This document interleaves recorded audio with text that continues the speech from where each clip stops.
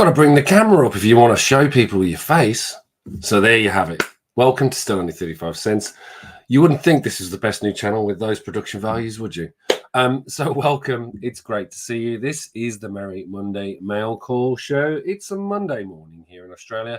It's probably a Sunday wherever everybody else is in the world. So happy weekend. Hope you had a great Saturday, especially for those CBC award winners and all of the finalists as well. This is a great event weekend. So yeah, lots of fun hanging out with a lot of YouTubers.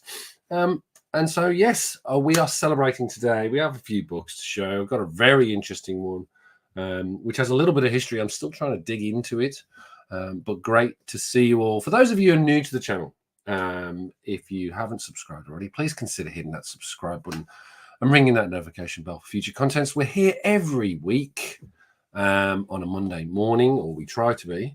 And we do try and put one video out a week. So great to see you all. We've got a number of people in the chat today, which is great to see. I will be bringing and introducing everyone, going through each and every one of them. We have an open invitation on the show today.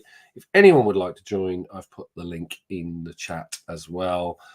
Be great to have some people on and share some books and celebrate. I did have a little bit of a celebration yesterday with some other comic book YouTubers on Mad Spidey's live stream of all things, which is great. And then had some time with family last night. So great time. But I wanted to thank everybody for all of their support, actually, because I couldn't have done it without all of you. So it's very humbling and fantastic to be recognized in this way. So who knows what's next? Like I was talking to my partner last night and going, well, what was the next goal that you set yourself? So it's a bit of a strange one. It's a celebration, but then also trying to plan for the future. Speaking of the future, if you haven't seen my latest video, which is celebrating, we celebrated our first year anniversary on YouTube last week. And I put out a video which explained a lot of what I'm going to be doing with the channel. So we'll be launching memberships, I think, this week.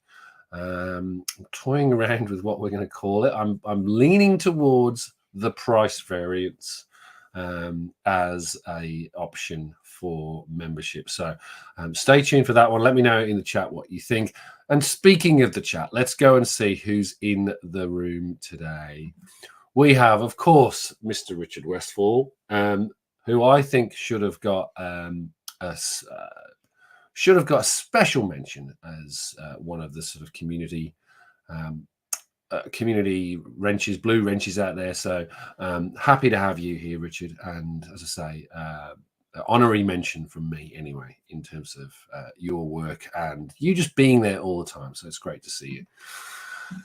Mr. Mad Spidey, of course, there's that pretty face. I'm getting a little bit, I'm going to blush, my friend. I'm going to blush. I'm looking forward to seeing you in person again tomorrow. So that'll be good. Although it'll be early in the morning, so we probably won't be able to have a drink. But nevertheless, it will be great to see you and the rest of the Aussie crew, even though I'm technically not an Aussie, apparently. Which, if you haven't seen the CBC Awards video from the Aussie crew, they adopted me and then quickly unadopted me. Particularly Mad Spidey. And then we have Hall, there you go, friend of the channel, and you would have seen on my 1 year anniversary video that A-OK. I'm still, I have it set aside specially. If you haven't already, this is the greatest comic book in the world. So you need to, if you haven't got a Nightcat #1, the only Nightcat, I believe, you need to get one. And I would like to thank Nate once again for such an amazing gift. And the fact that it went with the Nightcat cassette tape is just a magical A-OK. So thank you very much. That is fantastic. Who else do we have? We have Richard saying hi to everyone. Oh, yeah. We have Captain UK. Thank you. It's great to see you too, sir. How are you going?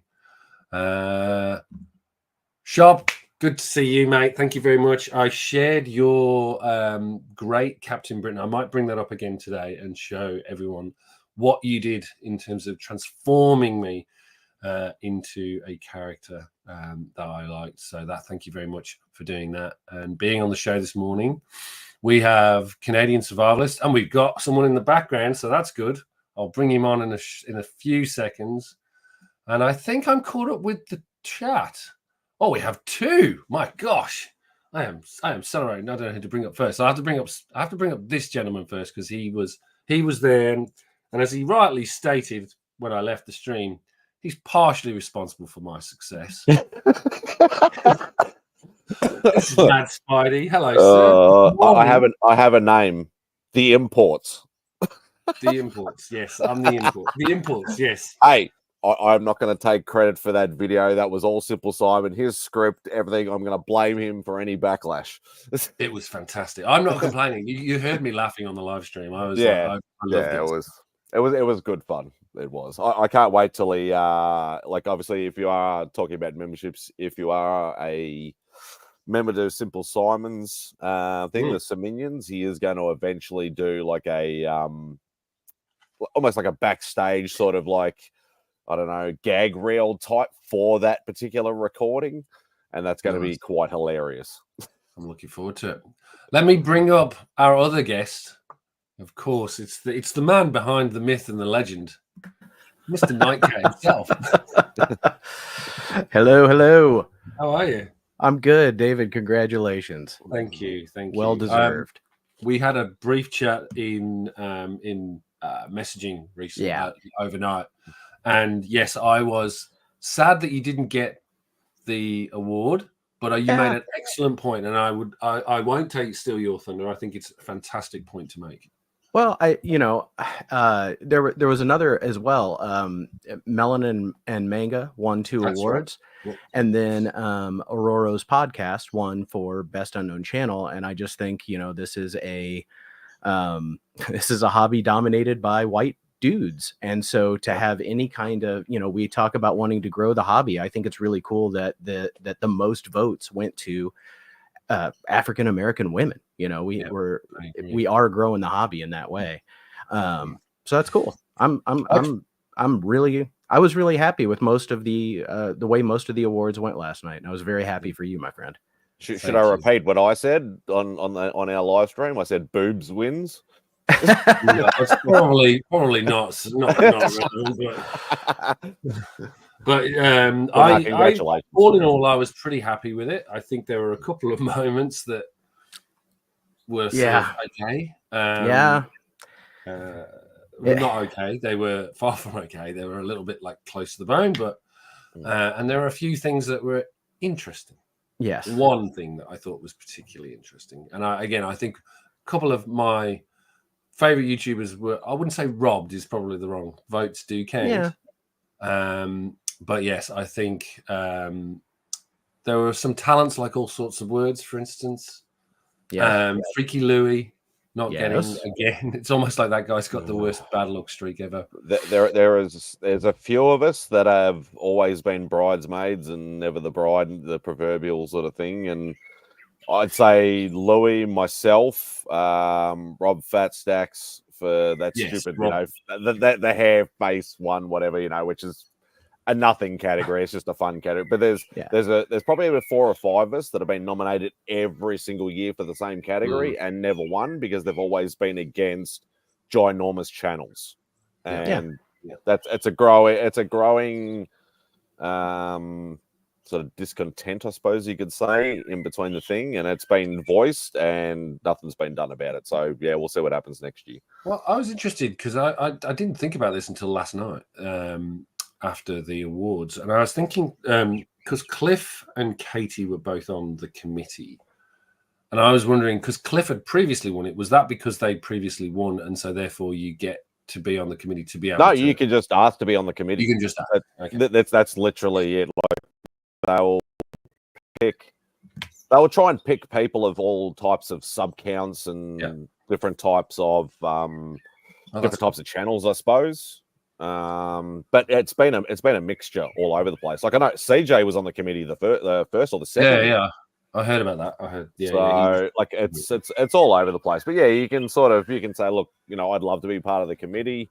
Obviously, if there's like 100 people, then they're going to be like, okay, Yeah. well, look, we've already got 5, already got 10, but Yeah, no good. Nate, you should consider I mean, I just started doing this, man. The whole thing's just been a wild ride from the last couple of months. It's cool. Yeah, your videos are like, honestly, I was looking through the thumbnails the other day, and it was, it's quite the stack of content. And I was sad for lettuce as well, because I was, again, it was a horrible category for me to be in, because I was like roaring and hoping lettuce would get it as well. But yeah. I mean, the thing is though, like, the little circle of people that I have been lucky enough to fall in with, I feel like we got recognized for sure. For sure. And I cannot be upset about that. I mean, sure, I'd love to have won, and I'm sure Lettuce and Ricky as well. But it's like, I mean, if you think about it, like, you made the top 5 out of that ridiculous list of people, and I think that's cool. But I also think, Spidey, you have you have a legitimate bitch when year after year you see it go to a large channel in a category that it's like, it's literally a popularity contest. So how can a smaller channel win against somebody with all of those subs? It's the proverbial David and Goliath. Yeah.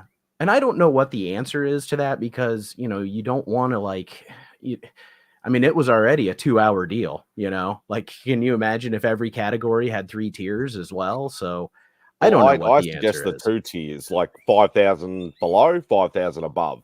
Yeah. Like, I would be happy to lose to somebody like, say, DJ Lynx, because I know DJ was nominated for that statue thing 1 year.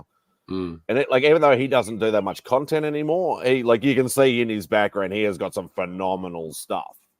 And he'll still occasionally do one. But I think, if it's a little bit fairer, because, like, I'm struggling to get to 700, and Gemmin's got 160,000 subscribers. Yeah. All you need is 1% of his subscribers to vote, and you're already screwed.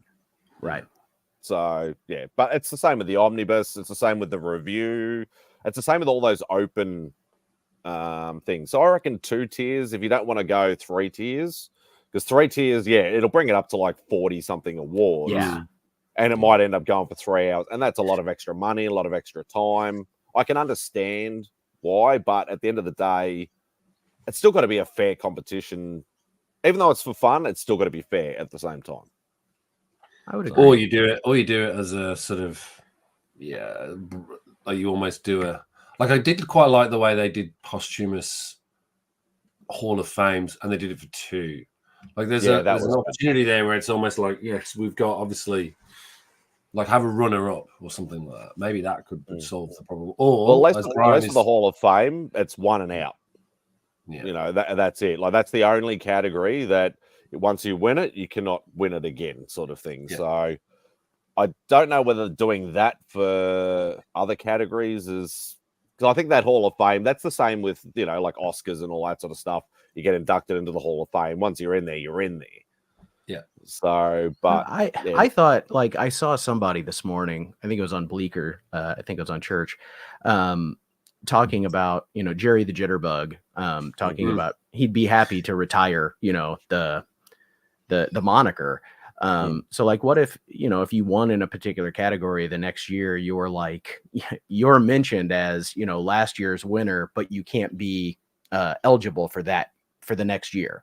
Like, if it was just a 1-year hold or something, I don't know. I don't know if that's more, maybe an opt out clause. Yeah, or something but like that. An opt out with a little bit of recognition that this was the winner last year. That's why they're not in the pool this year. Here's the pool for this year.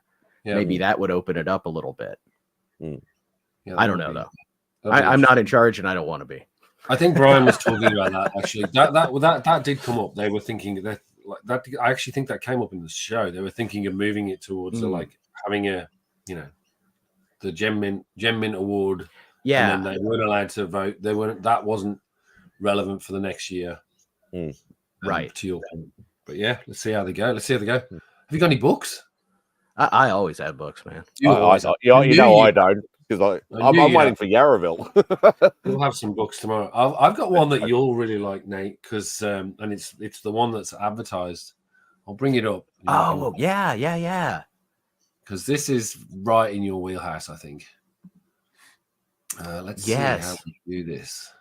I learned I I remember you learned showing about me. this book from Hagen, and I have to get a copy now. I It just is. think it's brilliant. I love weird. It's brilliant, and so it's still shrouded a little bit in mystery as well. There's no reason for this book to exist if you think about it, right? Like it is a very strange book, and as you can see here, it's got exactly this has nothing on the cover except for this bland generic descriptor. Even the corner box doesn't have a logo, doesn't have a character inside it. You've got Marvel No Frills, which I think they were potentially thinking about it as a comic line, but don't hold me to that. But the thing that everyone talks about, and what's interesting is you think this is just going to be a dummy placeholder, right? There's actually a full-on story in here. And it is as generic as you like, so much so that the superhero is called the superhero. And the supervillain is called the supervillain. And the thing that's really interesting, and this is what they think the reason this book exists. I don't know if you can see that. So it is supervillain trademark and superhero trademark, and they call it out very clearly and specifically. So there's a overriding theory that this is actually a trademark extension copyright type play from Marvel at the time. They already, I think with DC, they both owned that up until recently, and now that's been challenged as a trademark. So I think this was an attempt to do that. But it is, what's funny about it, it was kicked off, and I did a little bit of research on this. It was kicked off by Larry Hama, who was working on, what was Marvel's version of Mad Magazine? Was it not Brand Eck? No, it was another one. It was called Crazy or something. Yeah, there was a Crazy. So yeah, it was called something like that. So Larry Hama kicked it off. One person we do know contributed to it is a guy called Stephen Skates, or Skeets, depending on how you pronounce it. If I butchered it, I apologize. But he wrote it. I have no idea, unless, I mean, some of the artwork does look familiar, but It doesn't know who actually did the interiors, or nobody knows. There's if you look on the internet, there's literally no listing for anyone doing the artwork. I mean, this is how crazy this is, right? Like, you've got this kid. He's got a redheaded girlfriend, right? He's got love problems. She's leaving him. Then he's got his sick brother, right? So it's all the tropes are in here. He gets attacked by a gang, goes home, and he's got these glow-in-the-dark toys or ornaments that he collects. And at night, these glow-in-the-dark ornaments give off an energy, and he turns into a superhero. I mean, it's kind of sad that is like, that's super generic, right? But it makes you realize how kind of super generic a lot of origins are. Yeah, and it's so bizarre, but I love it, and how I too got on it, like you, Nate, by Hagen. He got, because his idea, and this is part of the reason why I bought it. I've got a higher grade copy to go in the PC, but this is going to go with me to cons, and it's going to get signed by pretty much everybody in the community. And I'm going to nick that. I stole that idea shamelessly from him, because it's such a great idea from Hagen. So looking forward to seeing that. I was going to say the art style actually looks familiar. I can't place it, but it just, like the faces and everything like that, it really looks familiar. What year is it from? It's 19. I'd say 84. April 1984. So again, that sort of, were they playing an April Fool's joke? Who knows? It's it's one of those crazy comic books that are just, again, right up your alley, my friend. It would be, and I've got to. Too bad. There's got to be a signature in one of the panels or something somewhere, even just a little initials or something. But you'd probably have to go find, fine tooth combing through it. Actually, try there and is find it. there is a funny story to that, right? So apparently, it was listed in the they used to do the Marvel preview stuff, page in here, and they'd list future coming titles, and they actually put generic comic book featuring the work of the amazing writer in bold, artist, and inker. So they never, they went so generic. They refused to even say who was behind it. So bizarre. I mean, it does seem like something that they did just to try their trademark trick. Like that, it literally didn't matter. It didn't exist for any other reason. Kind of like the Roger Corman Fantastic Four movie that they made in the 90s, where he made that movie just so that they could hold on to the copyright. There was zero intention of it ever seeing the light of day or being finished. But it's one of these that you think, oh, it is the actual piece as well. So you have the ballpen bulletins, and if you zoom in here, you can see. I don't know if you can see that. Yeah, it's a bit fuzzy. Yeah, it says the generic comic featuring a superhero and a supervillain in an exciting story only a writer and a penciler could bring to you. With an inker doing the inking, you know you're in for a treat. And if that doesn't intrigue you, we don't know what will. Only from Marvel. So yeah, I love this. I love this book just purely for the sort of very vague and annoying. Yeah, it's really good. It's really good. We have Wellbore in the Wellbore. Chat. So hi. I think that's it for now. I did have some more books, but Nate, did you want to go? If you want me to show some books, I got some books, man. Yeah, if you want, I've got a handful down here too. I've even got some, but we'll just go one by one, rather than just okay. Well, first off, like I always have my nightcat handy. After I was laughing so hard watching you open that package, man, because and just so you know, that cassette tape killed me to let go, but I knew that like that was the piece de resistance, so I sent that to you. And I hope you treasure it always, because it's so weird.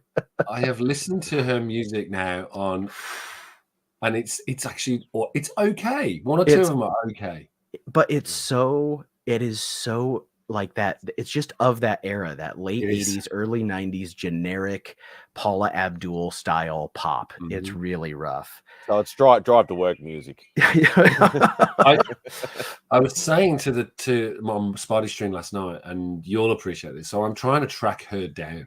Like I found her. Her name is Jacqueline Torres. It looks like she works for Playboy. Okay.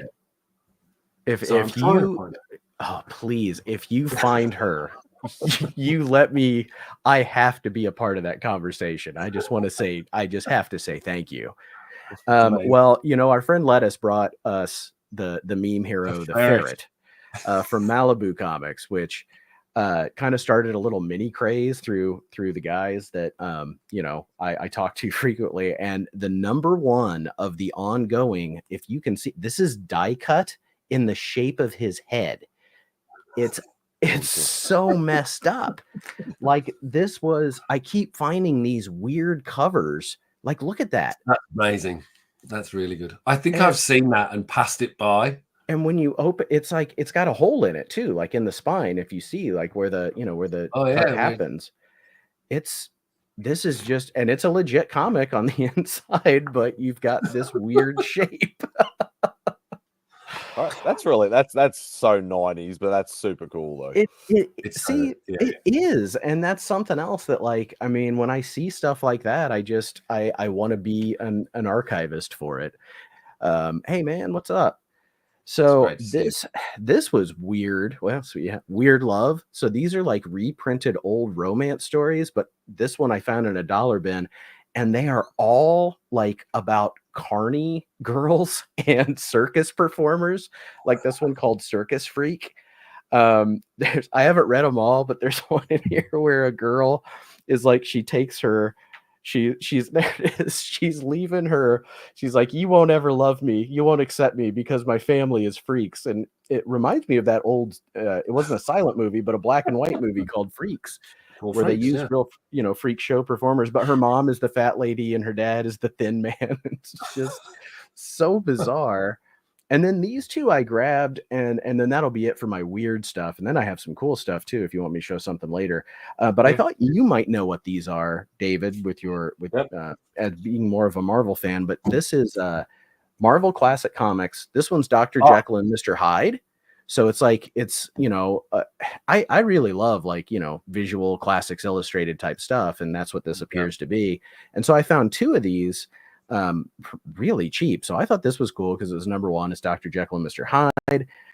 And then another book that I always get whenever I see it in in graphic form is Moby Dick. I have 3 or 4 different versions. I remember when I was on your channel, I showed you the one with that Bill Sienkiewicz painted.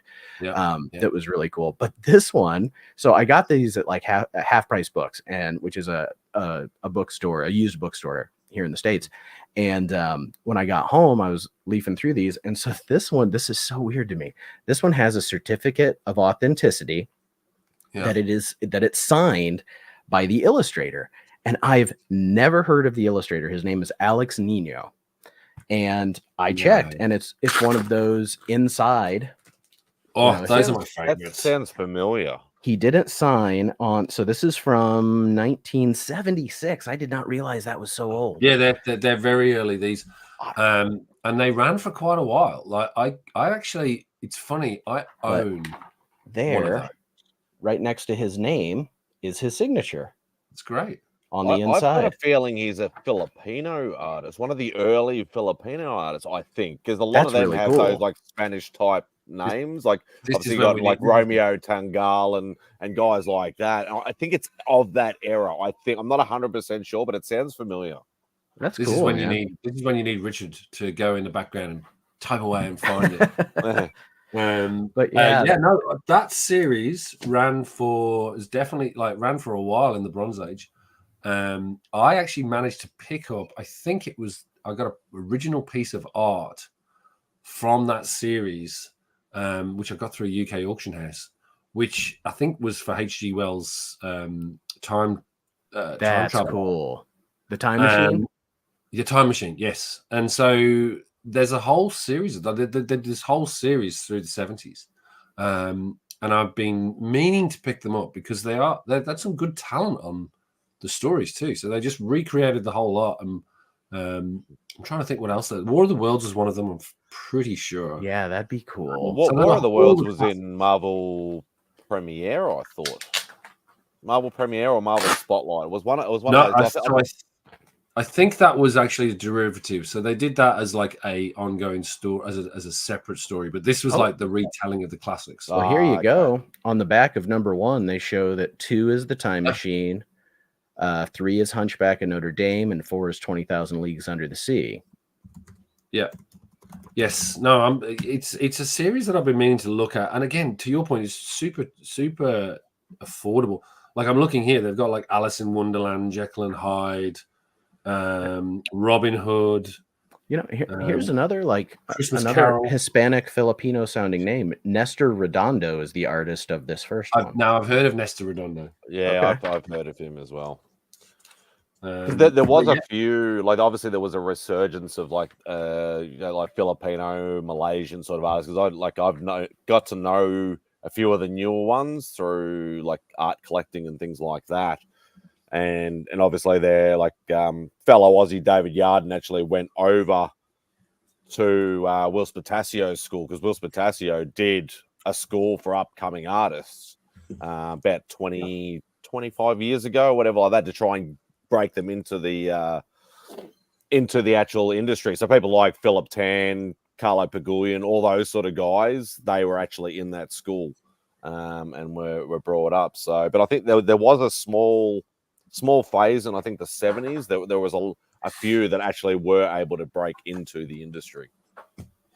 On the actual Marvel Classic Comics, they ran from 1976 to 1978, and they published how many titles in the end?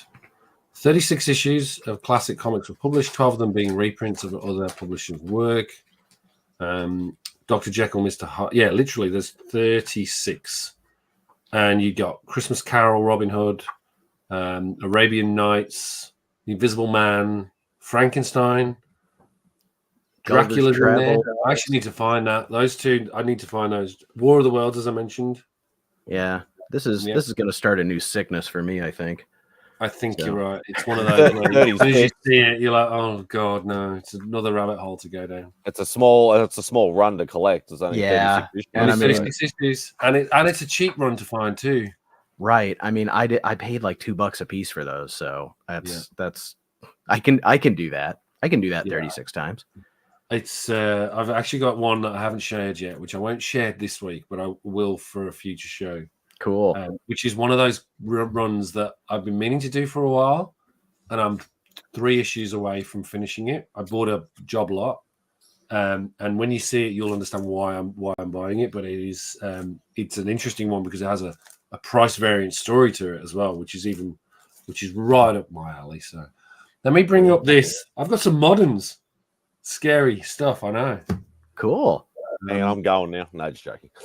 Are you going to go? Well, you might like some of these. So I'll bring them up big again. So I actually have found myself going back to the comic store, which is not something I would have thought to buy moderns. So I'm decided to pick up the new run of the Hulk, which I'm hearing amazing things from everybody who's reading it. It feels like the Hulk the Donny Cates run, sort of went through the doldrums of the Donny Cates run a little bit after Immortal Hulk, but it's apparently back on it. And this next one is legacy numbering 799. So the next issue is going to be issue 800. So I'm sure they're going to go big on Hulk. But yeah, enjoying reading that and getting back into the Hulk as a huge Hulk fan. Oh, there we go. There's some info in the chat. Alex Nino did a lot of work for DC during the 70s. He did Adventure Comics, The Witching Hour, and tons of other things. There you go. So maybe that's why we recognize it. As maybe it was The Witching Hour, because I know you like your Bronze Age horror stuff. So yeah. And welcome, Pat Bear. That's very good to see you. And then Side Quest, the new Hulk run is great. Good to see you too. Hey, Eric. How you going? I've heard good things about that Hulk run. Yes, that's why I picked it up. I was like, look, I have to get it, especially if it's leading up to 800, and be on board for it. Then I also picked this one up first because I thought I started getting back into the spec piece, and a 2099 Nova with Wolverine claws. You can't really go wrong with that, like a Volvanova, or what would you call it? Novarine. Yeah. I'm glad we workshopped that.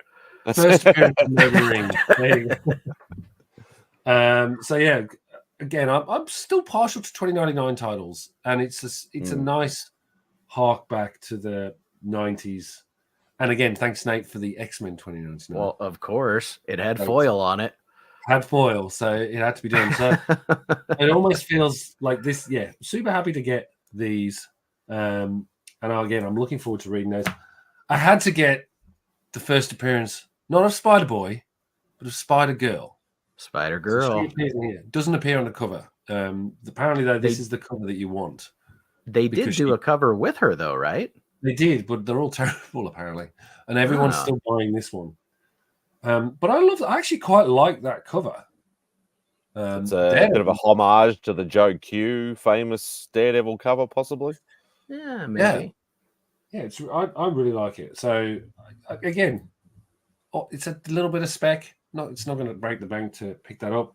I spec'd on that first appearance of Spider Boy a while back, the Humberto Ramos one. That everybody wanted, and I don't think I'll get my money back on that. So I hope you do better, buddy. I don't think I'll get my money back on it either. I just wanted to get, for me it was like just picking up to read. And talking of picking up to read, there we go. I managed. So I know that that's impossible to find, but our local shop here in Melbourne had these. They ordered a lot, but they were delayed. And so I was lucky enough to just walk in, cover price, pick them both up. No problem. Oh, you got cover price on the Batman as well? On the Batman as well. Nice. Because, so I mean, those are going for $20. Well, apparently I just saw one of these go for $50. Jeez. It's getting ridiculous. So yeah, the FOMO is real. And look, now I can see what they mean by the rectangle bat symbol sort of thing. It's Yes. I know it gets explained in the comic book, but it just looks stupid. It's his axe. And I don't think it's fair enough to say it's not a spoiler, is it? At this point, I don't think so. I didn't hate it. It was stupid, but it was fun. It was stupid fun. Yeah. And I actually quite like Wonder Woman. I didn't expect to like either. And what did you think? Did you read it? Yeah, I've read both of these, and I just think it's a really I think as well, because we'll come to this in a minute, because I've actually got another book to share. I think what they're trying to do with it is they're different. They're so different, right, in terms of like the storyline. Right. And I think the problem is if you come to them without the context of why this timeline exists, it's a little jarring. So it's like, well, why would you do that, right? But it makes sense in the continuity now that I understand. Like if you read the DC All-In special, which leads into this, right? You sort of start to realize that something's happened, and there's a reason why these timelines now exist. So hey, I'm looking forward to seeing again. I've lined up for the 5 issues. So I'm as we say, all in. Yeah, I'm picking them up too. I liked Wonder Woman more than I thought I would, and at first I thought, I'll continue with Batman, probably not Wonder Woman, but then at this point I think I may as well, just for a little bit. And hey, there's Brandon from On Comics. Yeah, there you go. Hey Brandon, good to see you. Again, links in the chat if anyone would like to join us as well. I do have some other things to share with you, but I need to go off camera, so I might hand over to you again, Nate. Okay. And then talk through some of the books, and I'll just quickly grab them. They're just over there. No worries. You're supposed to be organized. I didn't think about this one. Like, seriously, it's been a big night. Yeah, it was. All right, you get a pass.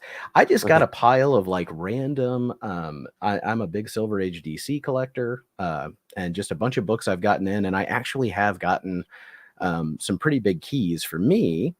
So this one's not a key, this one's just kind of cool. This is Action Comics. Anything with Supergirl on the cover, I just am kind of in love with her right now. So this one was cool to get. This is Action 332. And this is where it's an imaginary tale where Supergirl goes back to help Superboy, which doesn't really happen that often because she's around during the time of Superman. Speaking of Supergirl, I got this one is in nice shape. So this is Action Comics 360. And I just love the board game cover on here.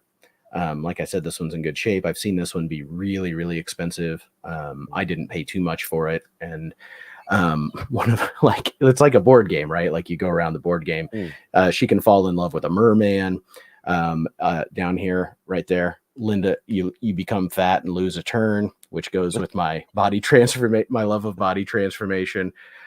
Just funny. And speaking of body transformation, this one's been on my list for a while, and I finally got it, and I'm really disappointed because it's in way worse shape than I thought it would be. But look at that cover with Conehead Lois.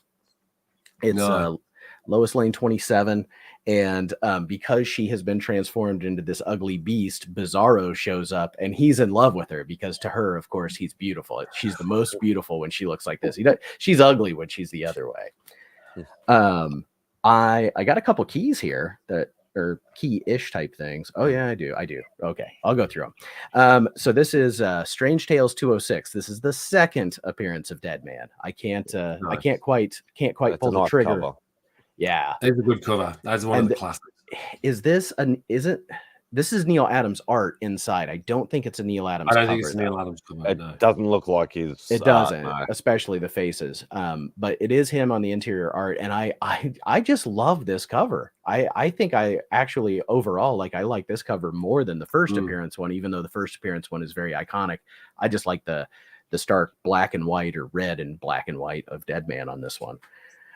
Jimmy Olsen 135 is the second cameo, I think, of Darkseid. So this is not the first cameo, it's the second cameo before, I think, in the next issue is Darkseid's full appearance. Right, I didn't realize he had two. Yeah. So in the first one, he doesn't even speak. He just appears on a computer screen. On this one, I believe he's in one panel and has a line. So they can still consider it a cameo, but I've read that one, and it's like when you see it, it's Jack Kirby's Darkseid, man. I mean, it's there. This was just an old Lois Lane, so it's not really key, but it was key for it's Lois Lane number 11. So it's a 10 center, hard one to come by in good condition, and this one is in really good condition. So I had to pay a little bit more for it, but these early ones, I mean, anything sub 20 is just hard to come by. And if you do find it, it's really chewed up. And if it's not really chewed up, they want a lot of money because there just aren't enough of them. So that was cool. This one here is a key, and this was an upgrade. So I traded off my original one. This is Action Comics 293. This is the origin of Comet the Super Horse. And if you don't know Comet the Super Horse's origin, so he starts off as a centaur who then goes to the sorceress Circe, and he wants to become a human, and she makes a potion for him, but it was the wrong potion. So instead of turning him into a human, it turns him into the other half of him. It turns him into a full-on horse. And she feels bad about it. So then she puts a spell on him so that every time a comet flies through the solar system, he will turn into a human only for the time that the comet is there. So hence his name, Comet. And as a centaur / human, he's completely in love with Supergirl. But when he's a horse, he's her pet and she rides him. And that's weird. That is very weird. It is so very strange. I actually been watching watching your videos, and the more and more, and Ricky's too, and your love of early DC and that sort of era. Yes. And I'm finding I don't want to get involved. I'm feeling that I have to at some point, and it's so. When do you? This is the ultimate. This is the question, right? When do you stop? Like you could just keep going. Never. You can never give up. That's why I've got a lot, I mean, I am surrounded by stuff. I know you are too. And it's like, there are, as I'm looking through things, there are a lot of things that I'm realizing, that I'm okay with letting some things go if I want to bring other things in. And I'm not telling you to go collect Silver Age DC unless that's something you want to do. I also really have been asking myself, is this something that I want to collect because I want to, I physically want to have it, like I really do with this Silver Age stuff, or is it something that I want to read? And so I would equate that with you, like with your Judge Dredd stuff. Like I really am interested in Judge Dredd, and I love the universe, and I love to read it when I can. But if I can get those collected editions from the library, I'm really cool with reading them and not accumulating them. It doesn't mean I still love to watch like videos like yours and other people who get into the, into the specifics and the lore, but there's just not room, time, or money enough to collect it all. I have to say, I still owe the community this video, right? That Judge Dredd collection it's done. Like I've got everything and multiple copies of everything there because I bought this guy's end-to-end collection, and not just like normally people go 1 to 500 of 2000 AD from the 70s, which was my original plan. And I was like, I don't want anything above 500. Now I literally have everything, and it takes up half of you probably saw it on the room tour. It takes up half of that room, and I haven't even sorted it yet. So I will never get rid of it. But I think anything above 500, I'd be like, I'm like you. I'd be like, I wish it was just in a collected edition. Yeah. And I understand why you wouldn't want to go and collect that. But I think there'll always be a point where I will always have a slab for the key issues. Yep. And then I'll have the main collection to go back and read. And that's generally like if I don't want to read it, then it's to your point, Nate. It might get shifted out. Yeah, and that's where I'm finding myself with a lot of the books. Like if it's not something I think I'm going to reread, it's something I think I should let go so that it does get read, because that's the point. Like I shouldn't just sit on something in a box. I want it to be appreciated. Yes. And I suppose it's the difference between like putting a limit on yourself and being a completionist. Like I am definitely a completionist. I never complete anything, but I'm still a bloody completionist. It's like my ongoing ASM run. Like a lot of people, when I talk about it, they're like, "Oh, you got the whole entire first volume," and I'm like, "No, I only need 2 books for the entire run from number 1 to current." And a lot of people don't understand. Oh, why'd you buy the later stuff? Because it's all crap. And it's like, because I'm a completionist and I have to do it that way. Yeah. I and find that I'm sorry. Go ahead. You go. Yeah. I was going to say. I try to collect things that I like, full runs, completionist things. Sorry, that I don't think I'm going to be able to find in a trade, especially. Yeah, I think the problem with Spidey as well, and I went through. So I started collecting it around 693 or something like that back in 2012. Was it 2012 or 2013 when the Superior Spider-Man came on board? Yeah, which was terrible because I didn't know that was going to happen in issue 700, and just was like found myself very angry at Dan Slott at the time. Oh, yeah. Well, you know my story of that, but yeah. And so I was like, well, that's that. But even then, it was like you'd get there and they'd have these 15, 700A. So that, and it wasn't just like a variant. It was and the point ones. Yeah. So you're like, oh my God, why can't they did so much of this sort of stuff? So it's not I have just all those as well. It's not just a linear line. It's like they chuck in these little extra issues in between too. Yeah. So it's like we have an adjacent story that's sort of involved in the main story, but we'll do as at an A or as a 0.1 just to give you a little bit of extra content. But it's not really part of the mainstream sort of thing. But I still got them anyway because it's still, as I said, part of the whole entire run. So, I have them anyway. So I'm just bringing this up now. Let me see if I can change this. So there's a couple of other little things to share with you. Why is that not working? Oh, there you go. That's better. So if I bring this up. So this is what I was talking about earlier. This is that all-in special, which if you're reading Absolute, you probably need to get this too. You'll see it's got the Absolute Trinity on one side, and then you have to flip it over, and you get your standard DC continuity there. And then what you get is a story told from 2 different perspectives, with 2 different artists, both written by Snyder, but then they're telling 2 different stories, right? And they come together in the middle. And again, I don't want to really ruin it too much, but they come together in the middle with this amazing gatefold image that can be seen in any way, but it's it's to be continued in the Absolute universe, to be continued in the DC universe. So that's where we're at. It's like they're 2 distinct universes which have happened from this event here. So yeah, I'm looking forward to it. I thought that was extremely clever. Like it was very well done. It was really well done. Was it the old Marvel Presents that used to do that? They used to have the flip sort of the 2 stories. Like they didn't conjoin the stories, but they had like 2 stories, one starting in the front and one starting in the back. I think it was one of some of the Marvel Presents stuff in the 70s. So good. It's so good. As I say, I've not been a reader of DC for a while, and this is just it's got me hooked into it again. So super pleased to get that.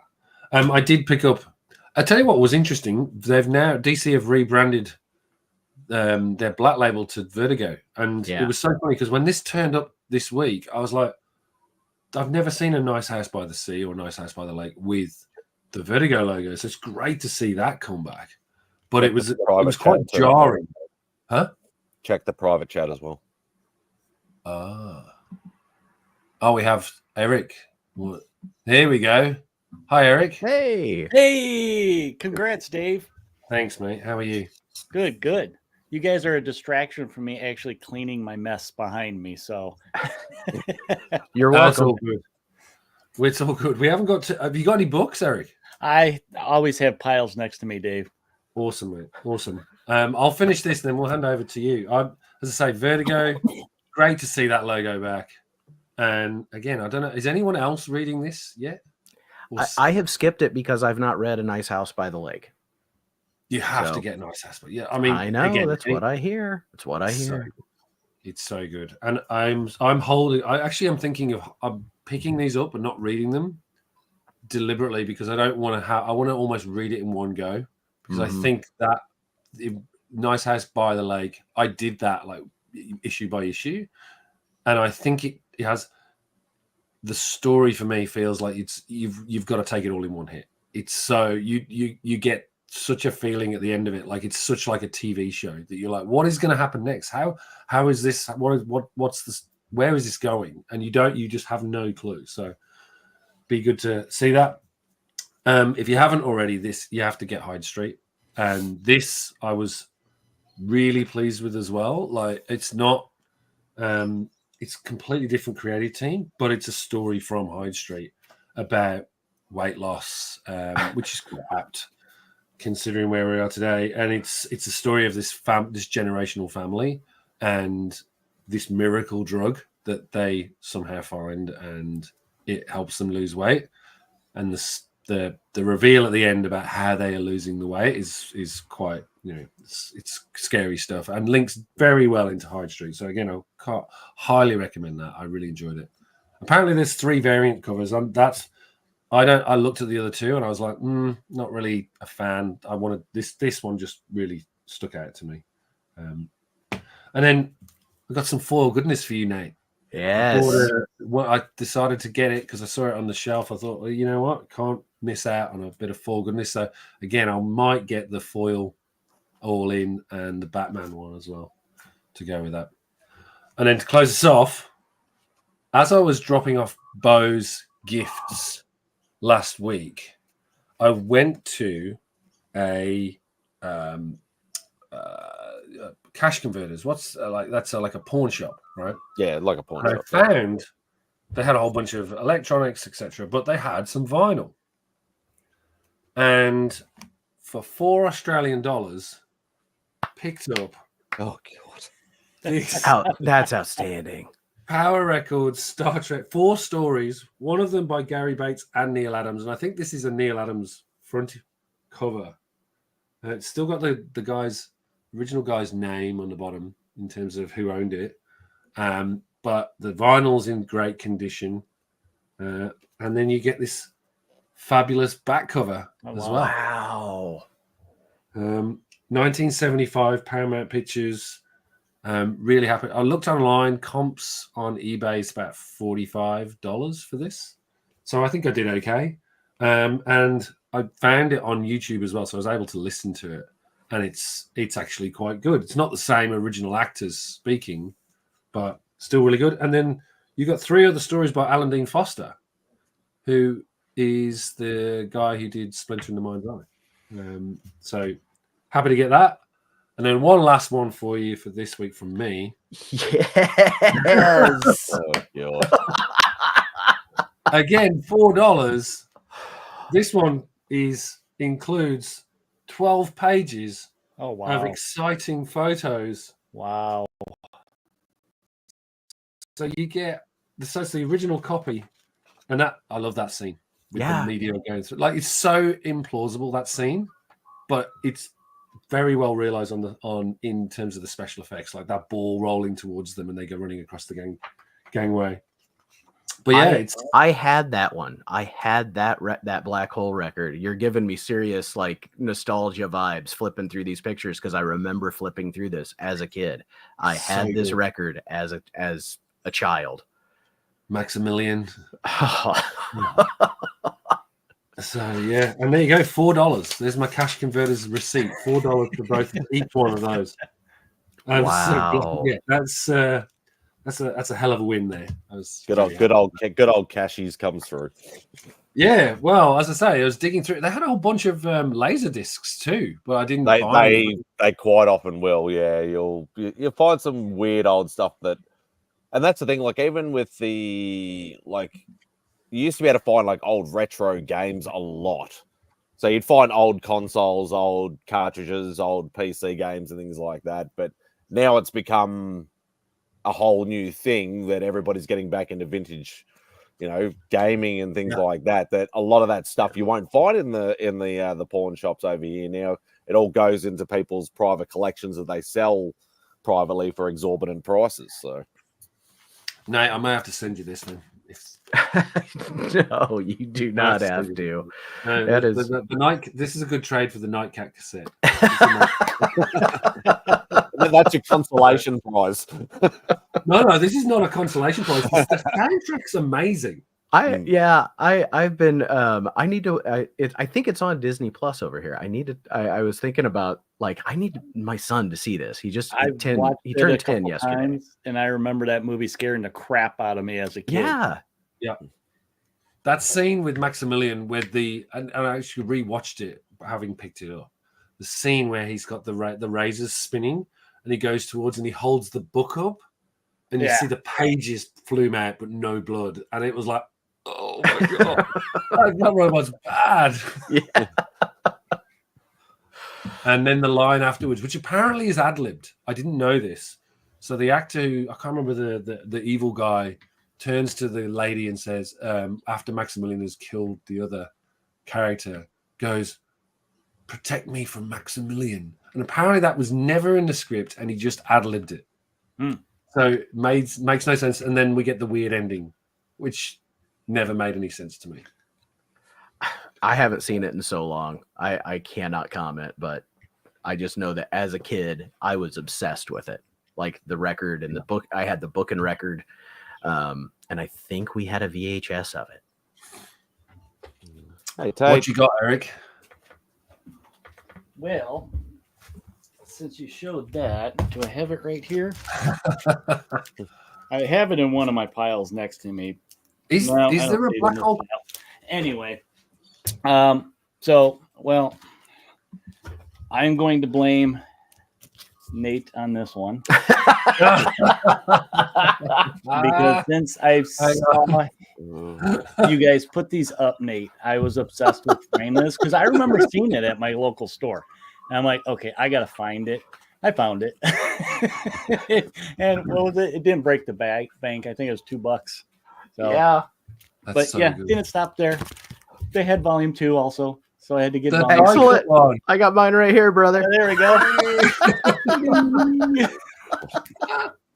But yeah, and then I didn't stop there. I kept digging a little bit more, and I found, number one of the Protectors with him on there. Excellent. And I believe that's his first appearance. Oh, really? I couldn't get just one. I had to get 2 of them. So that's the force beam hole, right? Yeah. Yeah, they had one still in the poly bag. So, of course, I had to get the poly bag. And no, then yours is in the poly read. bag, isn't it?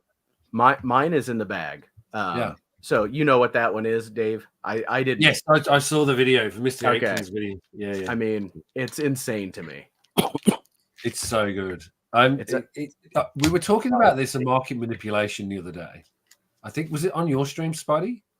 When we were talking about how on Key Collector, all the way. Yeah, I think it might have been. Yeah. Look at that. Yeah. But it plays into the story, right? Do they use it within the art? Like that's what I feel like I heard. No, it's just through the whole book. So no, we don't have time for that. Yeah, it's cutting through some of the pictures. I mean, it's not very big, but it would have been great if they had just put Had they done that and used it as a story element throughout, would have been great. Right. That's great. Look at the way you're treating that comic book. That's never going to get graded anymore. I wonder, is there any graded of those? There might be. I'm sure there is. There There's gotta has to be. That's so Um, odd. I guarantee someone got that graded. But Yeah. I do have some big books that I can show off that were last minute holiday sales that I picked up. I think I sent you a message of this one, Nate. I couldn't resist it. Yeah. Oh, That's That's If great. it's got great apes and guns on it, I'm gonna get it. But on top of it, they're Nazis. is that Brian Boland? Boland, sorry. Ah. It looks. It's a very Starlin. detailed. I think it's Starlin. Oh, Okay.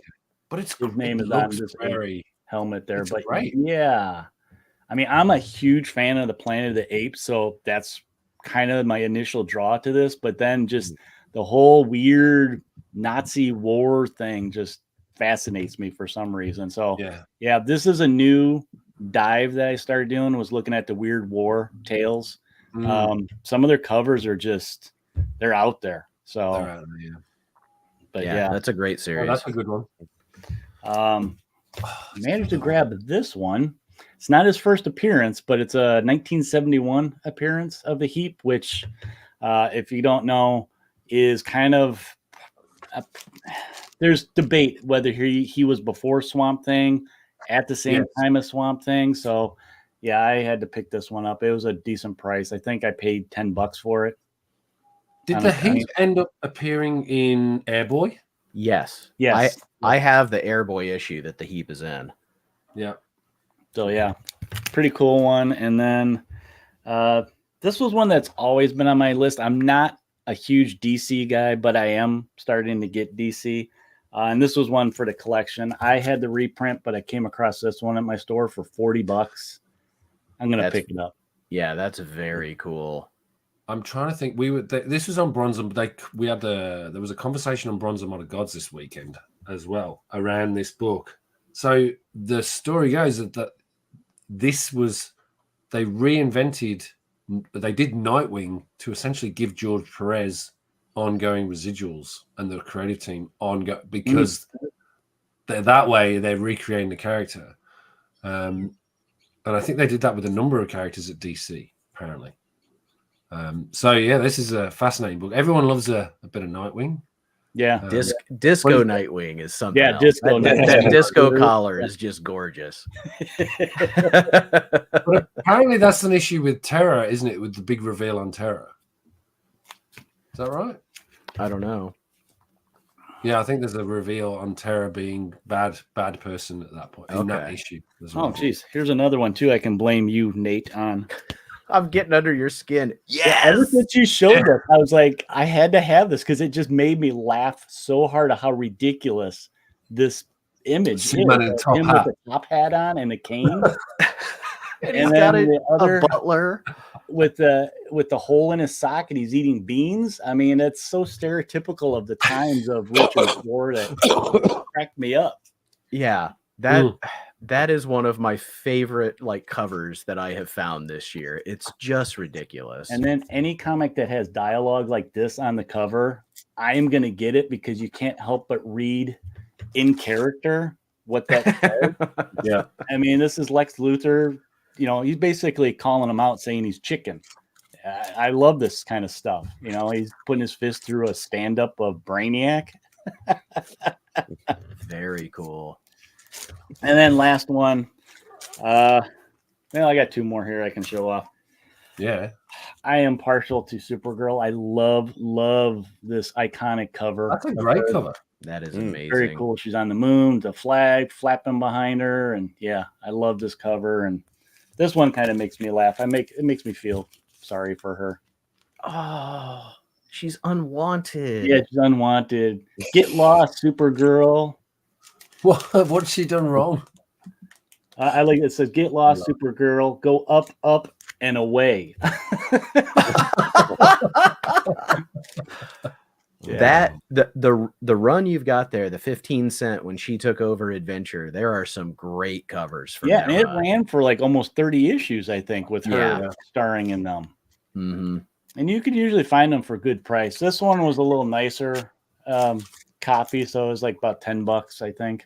Yeah, That's the not one bad. the first issue where she took over, her first technically solo book, can go for a little bit if it's in really good shape. This one. That's it. Yep, that one can go for a little bit. Yeah. Is that her first appearance? What's that one? Is that It's her first technical Solo. ongoing right. series when she takes over Adventure Comics. Right, okay. Yeah, I think her costume changed like almost every 5 issues in this run. I mean, I like this one right here. The thigh highs. They didn't know what they were doing. Belt. Oh yeah. So yeah. Very cool. I have one more before we close it, I think, which is Spidey. Which nice bit of 90s. Oh, the animated series. Oh wow. The animated series 1995 sticker album with 10 packs of stickers. Oh, I do remember them too. So I was like this. I picked up a couple of these. I'm getting back into these sticker albums.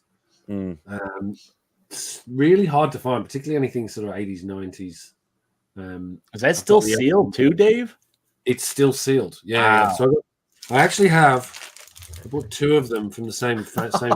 They're literally wow. Well, I'm not gonna open these up. They're too good. But I do have this one as well, which I need to sort of. I'll be opening this week. I'll actually be opening. I remember those too, stickers, and putting them in. So I've got there's a US one and a European one. So I've picked up both. But I mean it's not bad condition at all. No. I wonder if CGC would grade that, but probably not. I remember in the 90s there was a lot of those sticker albums. There was occasionally ones with like coins that had their obviously certain spots to go in there as well, and not necessarily like I know the coin ones weren't always comic thing. I think there was a lot of sports ones and things like that, but they did a lot of that stuff in the early 90s. Yeah. My favorite is the Transformers one.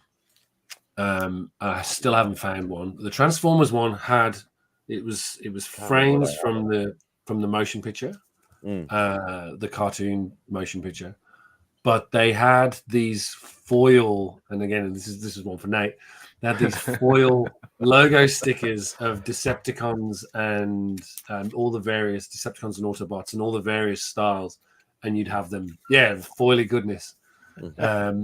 But yeah, trying to find those stickers is virtually impossible. Wow. But I do have. They're from the movie. They're from the movie. Okay. Yeah, they're from the movie. And then the other one that's really good is the 2000 ADs that I've got in that room that I still need to sort through.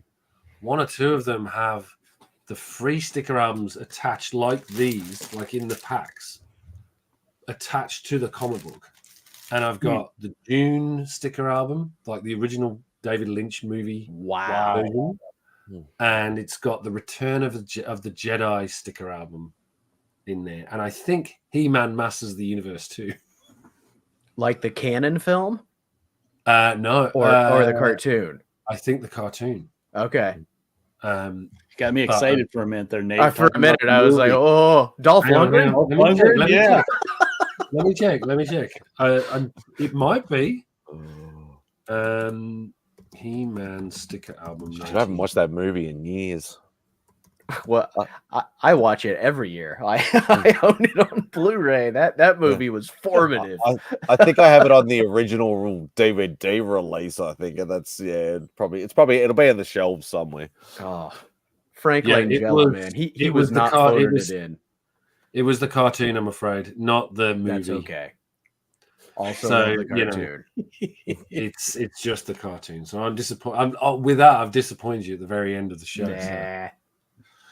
All right. Well, look, it's been fabulous having you on, all of you. It's been a fantastic. I'll see Simon. I'll see you tomorrow. Yep, for sure. We should do the round robin in terms of what you've got going on your channels and shout out for each of you. So maybe, Nate, I'll let you go first. Okay, thanks. I'll bring you up. Hall Yeah Comics is my channel. Please check it out. This Wednesday, I haven't put it up yet, but I'm going to put a thumbnail up tomorrow on Wednesday, and I don't know what time. Probably 8 p.m. 8 p.m. Eastern. I'm just going to do a live like this, open house, open mic night. And I'm just like, anybody who wants to come and talk to me can. And yeah, that's it. That's what I got for right now. I'm trying to get a video out for Friday, but these last couple weeks with I've had Halloween at work, Halloween classroom party. My son's birthday was this weekend, so I'm really gonna bust my butt to get a video out this week. But if I don't, hey, live hangout. So that's what I've got going on. The lazy way out, Yeah. I liked your hot dog outfit, Nate. I saw that on the. Thank you. Yeah, I did dress like a hot dog for my students. All right, Spidey, you're up.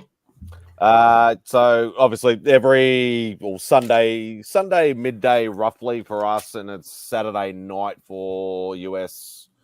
Is always Spidey's Outback, open invitation, hang out. You can, I do drop the link in a few group chats and things like that, but you can always hit me up if you want to jump on, just on IG.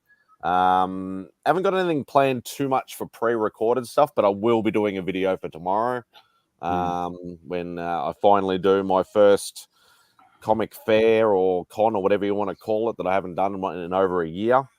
So yeah, there will be a bit of a B-reel style with a haul at the end sort of style video coming out for that.